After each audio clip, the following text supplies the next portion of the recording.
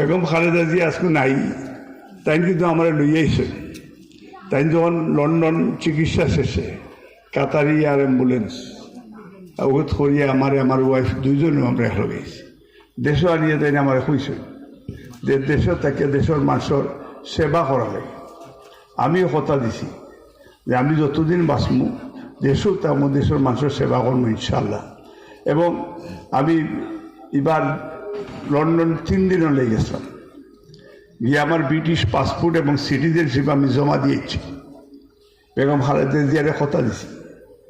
এবং বিএনপি তারেক রহমান এবং standing committee মহাসচিব তারা বেগম খালেদা জিয়ার এবং তারা মিলিয়ে আমারে হয়েছেন যে দানের শীষ, তারা আমারে হয়েছেন যে ওগুলো লাগি নির্বাচন হতাম। তো নির্বাচন আমি সিদ্ধান্ত যেহেতু দলীয় সিদ্ধান্ত, আমি পরে আপনার কাছে আইমো নির্বাচনের বিষয়ে আই আপনারা, কারণ আমি যদি ক্যান্ডিডেট হই তেতলির সব ক্যান্ডিডেট এই ফিলিংসটা যদি আপনারা করেন তা আমি ইনশাল্লাহ আমার আর কোনো বেটা একটাই রাখার কোনো সুযোগও নেই ইনশাল্লাহ।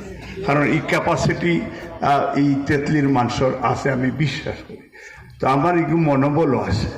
তো এর লাগে আজকে হয়েছে যে হুজুরের দোয়া নেওয়া আর আমরা নেত্রীলাই দোয়া আমার লাগি সবর লাগে দোয়া। এই কারণ যারা মই মুরব্বী দুনিয়াত নাই তারা সবর লাগে দোয়া। এবং এগুলো আমরা অনেক মুরব্বী ওলা যেমন খালিক ভাই আর আসেন বড় হয়ে গেছে, তো এগুলো সবর লাগে আমরা একটু দোয়া করতাম। আর আমি আপনার কাছে তেগন বিদায় না, কারণ অনেকের লোক যে যারা ছোটো ছোটো যারা আছে এরার লোকে তো আমার দেখা হয়েছে না।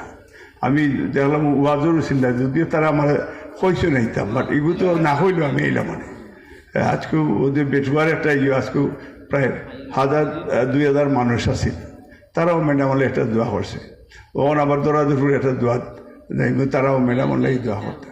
তো আপনারা দোয়া করতে আর আপনার লোকে আবার বইমো, আমি তেতলি গাঁৱৰ লোকে বইতাম হইব গাঁৱৰ মেন্ডেট লইয়া আমি যদি আগুয়াইতে ইনশাল্লাহ ই যে যত করুক আমার ভারত না ইনশাল্লাহ। সালাম আলাইকুম।